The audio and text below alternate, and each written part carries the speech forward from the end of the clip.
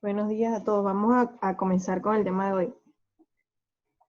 Me disculpan si en ocasiones apago la cámara y silencio, es que cargo demasiada alergia, entonces me dan ganas de estornudar a cada rato. Así que si ven que por ahí apago la cámara es porque estoy estornudando.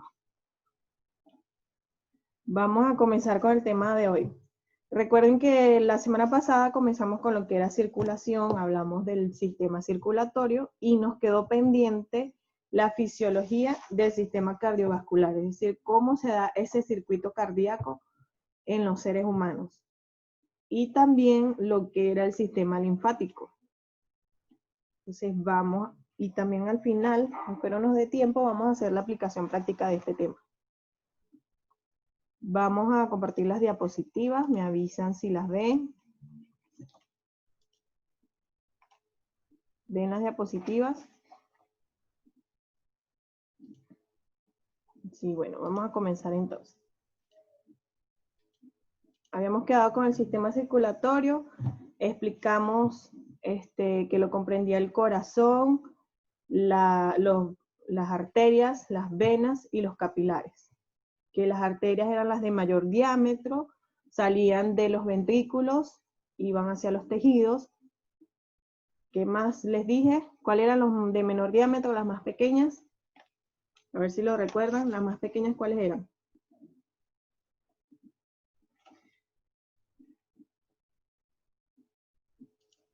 Las más pequeñas eran los capilares, muy bien, que venían desde los tejidos. Y las venas también son de mayor diámetro, pero menos que las arterias y van a llevar la sangre desde los tejidos hacia las aurículas.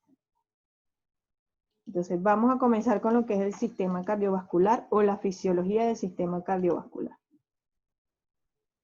Entonces tenemos que los elementos que conforman este sistema forman dos circuitos. Tenemos dos tipos de circulación. Cada uno se va a dar mediante una bomba. En cada circuito tenemos bombas que van a producir la eyección de la sangre.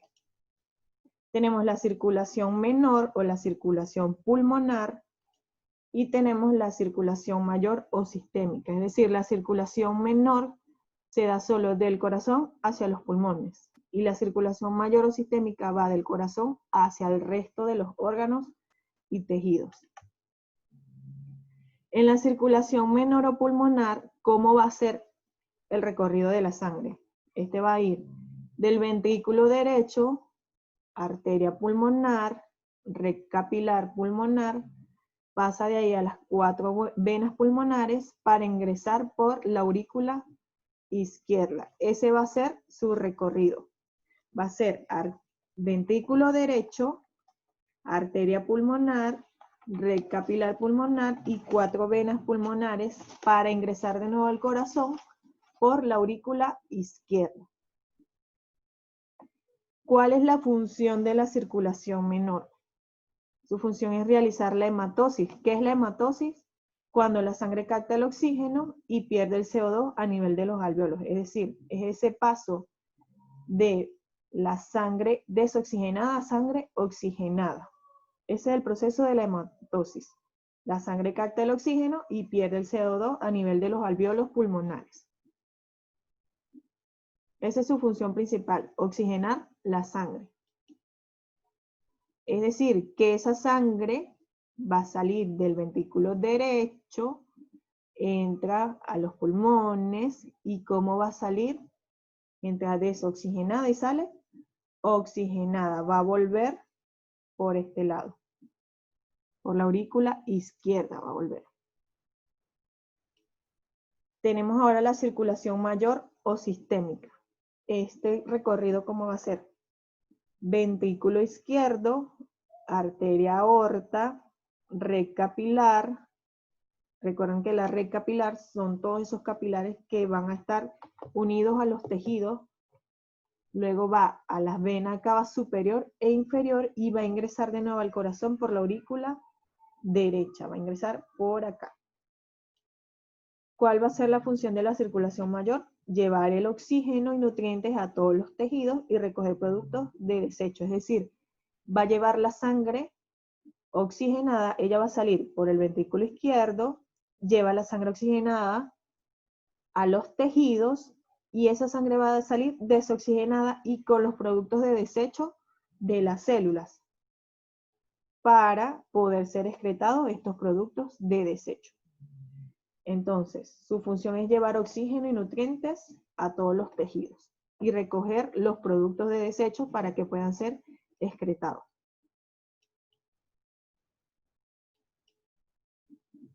Vamos ahora con el ciclo cardíaco. En el ciclo cardíaco, el corazón se va a contraer 70 veces por minuto. Es decir, cuando estamos en un estado normal, en un estado saludable, no estamos alterados ni nada, si nos tomamos el pulso debería de haber por lo menos 70 veces por minuto debería latir nuestro corazón. Ahorita lo vamos a hacer. Se van a tomar el pulso. Este ciclo cardíaco comprende dos procesos, el sístole y el diástole. El sístole es la contracción de las paredes ventriculares y la diástole es la relajación de esas paredes ventriculares. El ciclo cardíaco, vamos a definirlo, vamos a establecer una definición concreta, va a ser un conjunto de fenómenos eléctricos y mecánicos y también van a ser fenómenos hemodinámicos. ¿Por qué hemodinámicos? Porque hay una circulación sanguínea, la sangre está en constante circulación, siempre por esa red de vasos sanguíneos, nunca va a salir de los vasos sanguíneos, siempre va a estar en las arterias, en las venas o en los capilares. Estos procesos ocurren en el corazón principalmente. Durante una sístole y una diástole va a ocurrir aproximadamente entre 0,7 y 0,9 segundos. Entonces, este conjunto de fenómenos eléctricos, mecánicos y hemodinámicos van a ocurrir en el corazón durante una sístole, es decir, durante una contracción, y una diástole, una relajación, y todo eso ocurre en menos de 0,9 segundos, entre 0,7 y 0,9 segundos. Es algo muy rápido.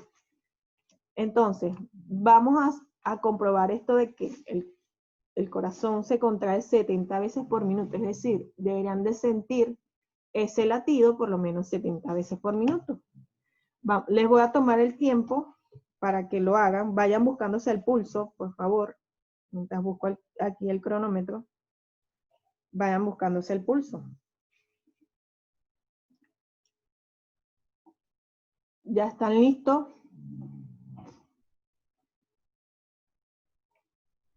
¿Ya están listos para poner el tiempo? ¿Ya se consiguieron el pulso o no tienen pulso? ¿Ya? Bueno, empezamos.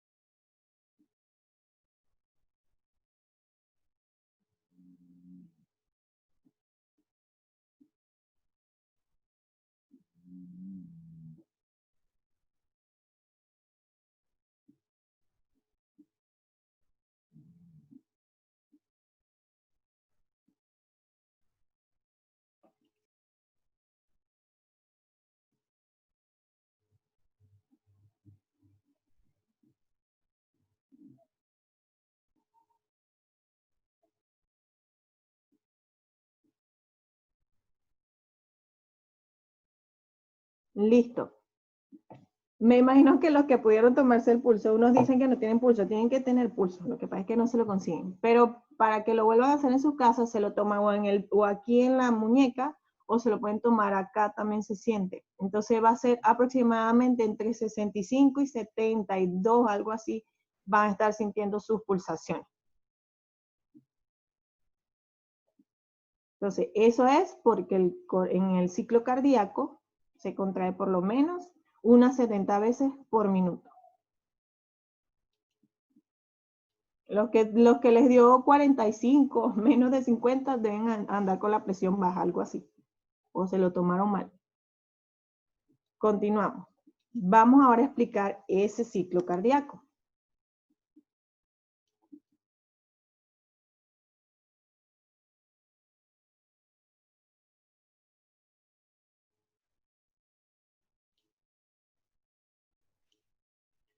tenemos entonces que el ciclo cardíaco se va a dar en 4 fases, en 5 fases se va a dar, en 4 fases, perdón.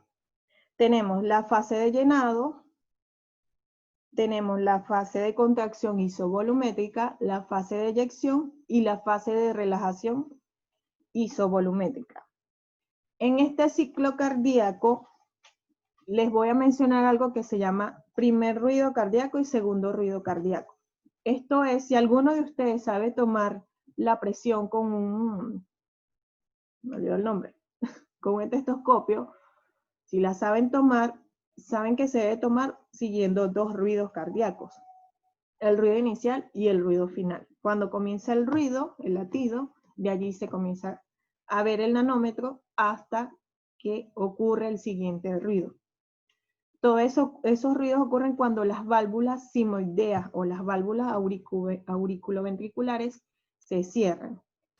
Entonces vamos a comenzar con la primera fase, que es la fase de llenado. Esta fase de llenado se va a iniciar con la apertura de la válvula mitral, que está de este lado, y la válvula tricúspide, es decir, la válvula que hay entre las aurículas y los ventrículos. Va a ocurrir desde la aurícula hasta el ventrículo. Entonces, esta válvula que están acá, esta es la tricúspide, esta es la válvula mitral. Ellas se van a abrir. ¿Por qué se van a abrir? Porque como esto acá está tan lleno de sangre, va a ocasionar una presión que va a hacer que se abran esas válvulas y la sangre pase ahora hacia esta zona que está acá. Es decir, va a pasar de las aurículas a los ventrículos. ¿Qué va a pasar? Se comienza a llenar esta zona por medio de la apertura de estas válvulas. Entonces, en la fase de llenado, los ventrículos se van a llenar en un aproximado del 70%. La sangre va a pasar de las aurículas a los ventrículos en un 70% aproximadamente. El llenado puede ser rápido y puede ser lento de acuerdo a que estamos en un proceso de inspiración o de expiración, depende de qué manera está ocurriendo ese proceso. Entonces, las válvulas auriculoventriculares van a permanecer abiertas hasta que se terminen de llenar los ventrículos. Las válvulas simoideas están cerradas. ¿Cuáles son las válvulas simoideas? Las que van desde los ventrículos hasta las arterias. Serían estas que están acá. Ellas permanecen cerradas. Las paredes de las aurículas ahora son mayores que las de los ventrículos y las paredes de los ventrículos son menores que las de las arterias. Vamos a pasar a la siguiente fase, que sería la sístole auricular. Si es una sístole, ¿qué está ocurriendo? ¿Una relajación o una contracción? Si es una sístole, ¿qué está ocurriendo? ¿Una relajación o una contracción? Una contracción. Entonces va a ocurrir en la fase de llenado una contracción de aurículas. ¿Qué va a pasar cuando se contraen estas aurículas? Ese 30% que faltaba vaciarse al contraerse, al ocurrir la sístole, ahora va a llenar completamente los ventrículos. Entonces, como las válvulas auriculoventriculares permanecían abiertas, eso va a permitir que ese 30% ahora pase completamente a los ventrículos. Seguimos a la siguiente fase, la contracción isovolumétrica. ¿Qué pasa en la contracción isovolumétrica? Las válvulas auriculoventriculares se van a cerrar. Como ya se llenaron los ventrículos, ahora se cierran las válvulas auriculoventriculares. Allí es donde ocurre el primer ruido cardíaco. Ese ruido cardíaco se le da un sonido que lo llaman loop. El primer ruido cardíaco lo llaman loop. Son 2, loop, dup, así se llama. El primero es loop. Entonces, cuando se cierran esas válvulas, la tricúspide y la válvula mitral, se va a producir el primer ruido cardíaco, que es el sonido loop. Las válvulas simoideas permanecen cerradas, que son las que van de los ventrículos hacia las arterias. Entonces, las paredes de las aurículas ahora están más relajadas que la de los ventrículos. Y va a ocurrir ahora entonces una segunda sístole, que es la contracción de los ventrículos, es decir, la presión que hay aquí en los ventrículos va a hacer que estos se contraigan para que ocurra la siguiente fase, que es la fase de eyección. ¿Qué va a ocurrir en la eyección? Las válvulas simoideas, que eran estas que estaban aquí, por la presión que hay de sangre en los ventrículos, se van a abrir. Y esa sangre va a salir de los ventrículos hacia las arterias, ya sea la aorta o la pulmonar. Y el volumen de sangre que va a salir es aproximadamente de 70 mililitros. Allí las válvulas auriculoventriculares permanecen cerradas, como ven acá están cerradas la tricúspide y la mitral, y están abiertas las simoideas, la que está por acá y la que está por acá. Entonces las paredes de las aurículas ahora están relajadas y las paredes de los ventrículos que van hacia las arterias también están relajadas. Ahora, para cerrar el ciclo, vamos a la relajación isovolumétrica, que es la última fase. Aquí se van a cerrar las válvulas simoideas. ¿Para qué? Para que no se regrese la sangre hacia los ventrículos. Cuando estas válvulas se cierran, ocurre el segundo ruido cardíaco, que es DUC. Entonces, el primero fue LUC, el segundo es DUC. Cada vez que se cierran las válvulas, ocurren los ruidos cardíacos. Y recordemos, eso ocurre en menos de 0,9 segundos. Por eso se escucha LUC, DUC, LUC, DUC. Es muy seguido. Todo eso ocurre en cuestión de milésimas de segundo. Entonces, en la relajación isovolumétrica, las válvulas simoideas se cerraron, ocurre el segundo ruido cardíaco. Las válvulas auriculoventriculares también permanecen cerradas. ¿Por qué? Para que pueda ocurrir de nuevo el llenado de las aurículas. Regresa la sangre a las aurículas. Las paredes auriculares ahora van a estar más llenas que la de los ventrículos y va a tener un volumen aproximado de 50 mililitros de sangre. Entonces, vamos a resumir las 4 fases. Llenado, primero se abren las válvulas tricúspide y mitral, se llena aproximadamente un 70% de los ventrículos. Ocurre la sístole auricular, que es cuando se contraen las aurículas para pasar el resto de la sangre a los ventrículos. Luego se van a cerrar las válvulas tricúspide y mitral y va a ocurrir el primer ruido cardíaco, que el ruido lo conocemos como LUC. Se cierran todas las válvulas. Vamos a la fase de eyección. Como los ventrículos están muy llenos, van a ocasionar presión para que se abran las válvulas simoideas, que son las válvulas que están entre los ventrículos y las arterias. Al abrirse, se va a expulsar la sangre desde los ventrículos hacia los pulmones y hacia los tejidos, mediante la arteria aorta y la arteria pulmonar, eyectando aproximadamente 70 mililitros de sangre. Ahí permanecen cerradas las válvulas auriculoventriculares, solo están abiertas las simoideas. Y en la última fase, relajación isovolumétrica, se cierran las simoideas para que no se regrese la sangre.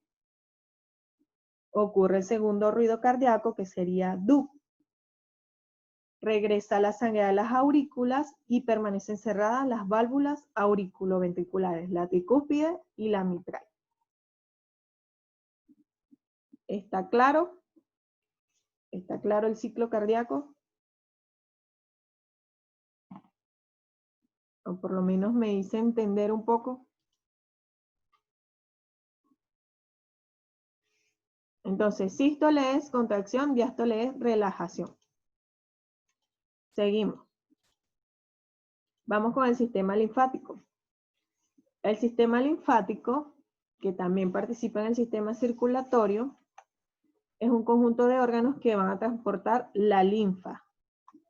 Ya vamos a decir qué es la linfa. ¿Desde dónde la transporta? Desde los tejidos hacia la circulación sanguínea, y también este sistema linfático va a permitir la maduración de los linfocitos. ¿Y quiénes son los linfocitos?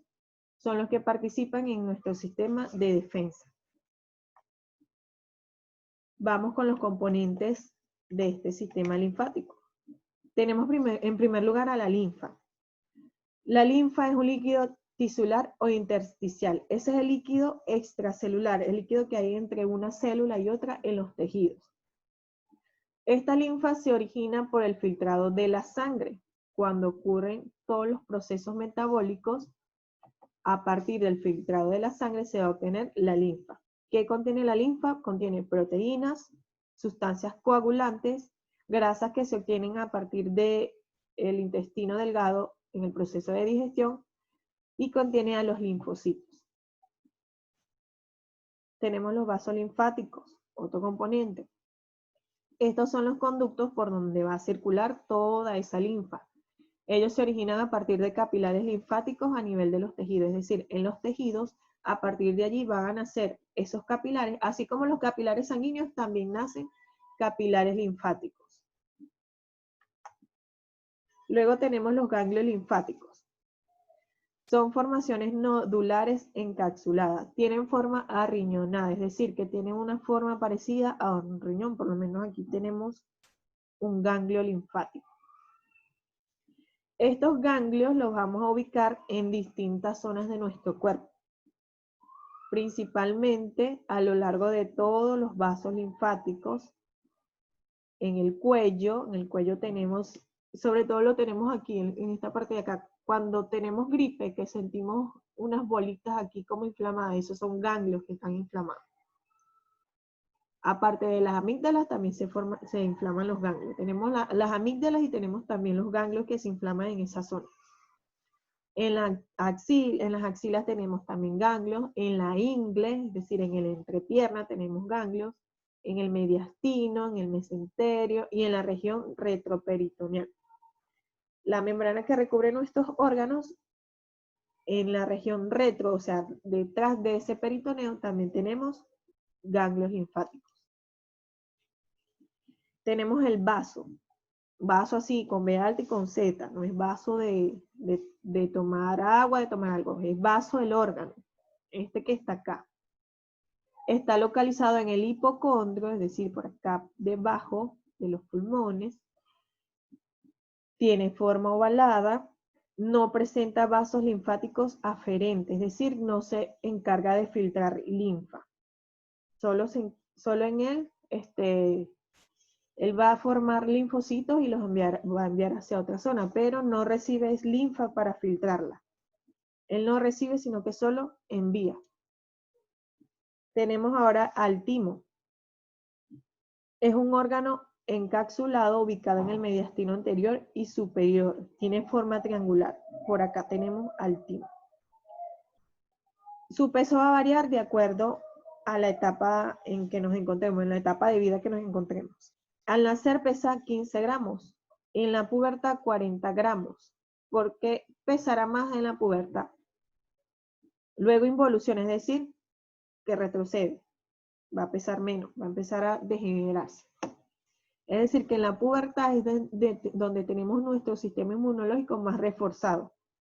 Porque, por ejemplo, al nacer 15 gramos solamente, pero ese sistema inmunológico lo vamos a reforzar como, por lo menos, a través del proceso de la lactancia materna, cuando se comienza a consumir vitaminas, todo eso. Allí es que empieza a reforzarse. Ya en la pubertad tenemos ese sistema inmunológico más desarrollado, y en el timo es donde se producen los linfocitos T. Por eso pesa más en la etapa de la pubertad, porque al nacer apenas nos estamos formando, apenas estamos creando nuestro sistema inmunológico. Y luego involución, es decir, cuando tenemos más edad, vamos perdiendo la capacidad de defensa de nuestro sistema. Por último, de los componentes tenemos al tejido linfoide. El tejido linfoide subepitelial, constituido por acúmulos de linfocitos, epitelio que reviste el tubo digestivo, vías en menor cantidad en vías respiratorias y vías urinarias. Forman las placas de Peyer en el intestino delgado y en la nasofaringe a las amígdalas, es decir, nuestras amígdalas son un tejido linfoide subepitelial. Vamos con las funciones de la circulación linfática. Su principal función es enviar de regreso a la sangre el líquido y proteínas filtrados a través de los capilares sanguíneos. Es decir, toma de los tejidos las sustancias nutritivas, como por ejemplo las proteínas, para llevarlo hacia la sangre. Llevar a la sangre linfocitos producidos en los órganos linfáticos, por ejemplo, en el timo, que es un órgano linfático. Transportar a la sangre las grasas absorbidas por la mucosa del intestino delgado. Esas son sus tres principales funciones. Enviar de regreso a la sangre líquido y proteínas filtrados a través de los capilares sanguíneos. Llevar a la sangre los linfocitos producidos en el timo. Transportar a la sangre las grasas absorbidas por la mucosa del intestino delgado. Vamos con la función de algunos órganos linfáticos. Los ganglios linfáticos, por ejemplo, se encargan de la filtración de la linfa, también produce linfocitos y participa en la formación de anticuerpos. El vaso se encarga de la hematopoiesis fetal, es decir, la formación de la sangre a partir de la eritropoiesis, que es la formación de los glóbulos rojos. Se encarga de la hemocataresis. ¿Qué es esto? Esto es cuando los glóbulos rojos, recuerden, los glóbulos rojos tienen un ciclo de vida, duran aproximadamente 120 días. Ellos mueren por envejecimiento.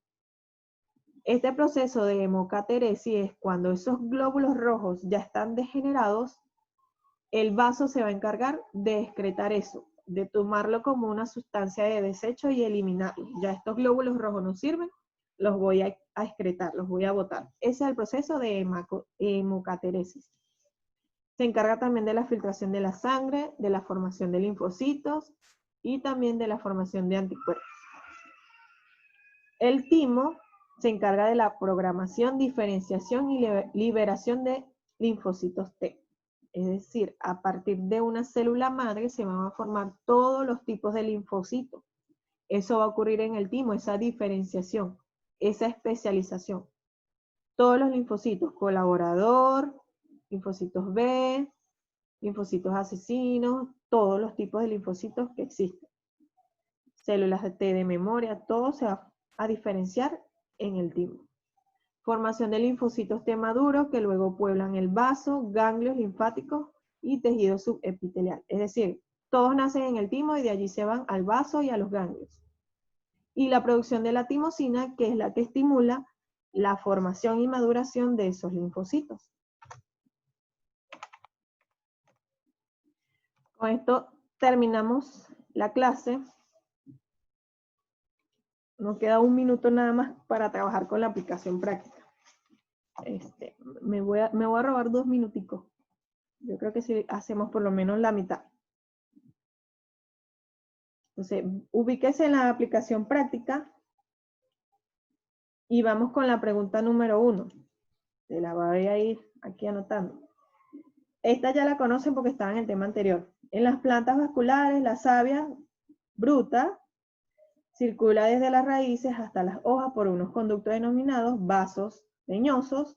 En cambio, por los vasos liberianos circula la savia elaborada. Muy bien, por aquí ya me respondieron que era la B. Vamos con la segunda. En un sistema circulatorio abierto, la sangre se mueve libremente sobre los tejidos a través de unos espacios que en conjunto se conocen con el nombre de... ¿Cuál será la segunda? La A, muy bien, hemocele. Vamos con la tercera. Al estudiar alrededor de 40 tribus primitivas que consumían menos de 3 gramos de sal al día, se observó que sus miembros tenían una presión arterial estable a lo largo de su vida. Por otro lado, en poblaciones japonesas con una ingesta promedio de 27 gramos de sal al día, se detectó que éstas tenían riesgo hipertensivo alto y accidentes cerebrovasculares frecuentes. Esto nos permite afirmar que existe relación inversa entre el consumo de sal e hipertensión. Existe relación directa entre el consumo de sal e hipertensión. No existe una relación entre consumo de sal e hipertensión. Las poblaciones asiáticas tienen tensión arterial elevada. La presión arterial elevada no tiene efecto sobre el riñón. Ya por aquí Leticia me respondió que la B está correcta. Es la B. Vamos con la número 4. Relacione los tipos de tejidos por su correspondiente función. Xilema va con savia bruta. Floema va con savia elaborada. Parénquima va con almacenamiento de azúcares. Colénquima va con función de sostén de células vivas y esclerénquima va con función de células muertas. Entonces, ¿qué opción es? La opción A. Muy bien, Viviana. Y la 5, vamos a hacer por lo menos la 5, ya me pasé de la hora. ¿Cuál de las siguientes alternativas explica una ventaja para el hombre obtenida por la diferencia en la estructura entre el corazón humano, entre el corazón humano y el de una rana? Esto tiene que ver con la sangre oxigenada y desoxigenada. ¿Cuál será? La E. Recuerden que en los anfibios se unía la sangre oxigenada y desoxigenada y en nosotros no se une la sangre oxigenada y desoxigenada. Vamos a hacer por lo menos esas 5, las otras 5 se las dejo a ustedes.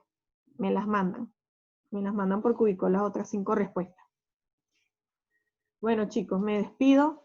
Feliz fin de semana. Les dejo por Cubicol entonces la publicación para que suban las 5 respuestas que faltaron. Hasta luego. Feliz fin de semana.